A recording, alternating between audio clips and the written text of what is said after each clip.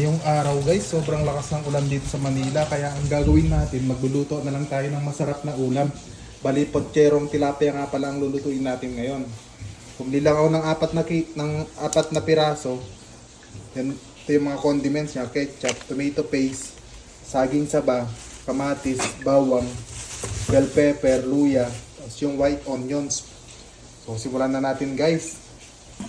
Una natin gagawin guys, ugasan natin ng mabuti yung tilapia para matanggal naman yung natirang dugo-dugo. Bali, pinalinis ko na pala to sa pinagbilan ko sa may talipapa. Malapit lang dito sa amin. Pinudburan ko lang yan ng konting asin at konting magic sarap para magkaroon naman ng lasa pag pinirito na natin. Magpainit muna tayo ng mantika sa kawali guys bago natin isalang yung tilapia para hindi naman siya dumikit. Pero tingin ko guys, kahit hindi mainit yung mantika dito sa may kawali na to, hindi siya didikit kasi non-sticky to. Let's go guys. Mainit na yung mantika guys. Magsalang na tayo ng dalawa.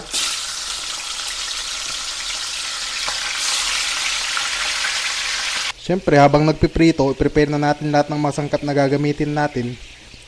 O ayun guys, tapos na natin gayatin lahat ng masangkap. Bali hindi ko na siya nakuha na ng video kasi wala tayong taga-video ngayon. Nag-add lang ako ng repolyo at konting kamatis. Mas maraming gulay, mas masarap syempre. Okay na yan. Next naman natin yung second batch.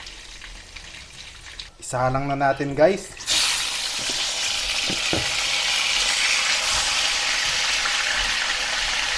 Okay na to. Hanguin na natin. Next natin guys yung saging. Prito lang natin to ng saglit. Then pwede na yan.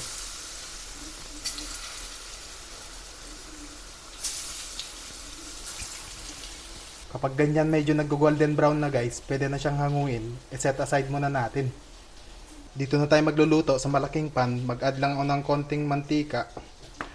Then igisa na natin lahat ng mga sangkap. Pwede na yan. Bawang. Medyo golden brown na. Ilagay na natin yung sibuyas.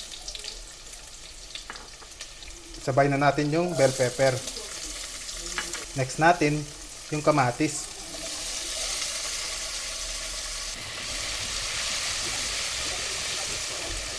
Maglagay tayo ng konting tomato paste. I-mix lang natin.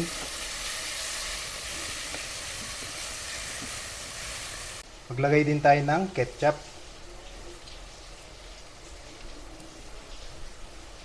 I-mix lang natin ulit. Mag-add tayo guys ng 1 cup of water. Ayan. Timplahan lang natin ng konting asin, pepper, konting asukal. Optional lang naman to guys. Kung ayaw nyo lagyan ng asukal, okay lang naman. Ilagay na natin guys yung pritong tilapia.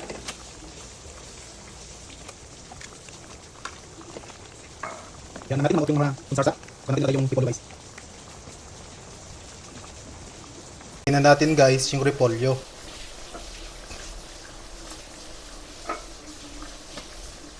Ilagay na din natin guys yung saging. Naku, sarap. Takpan muna natin guys.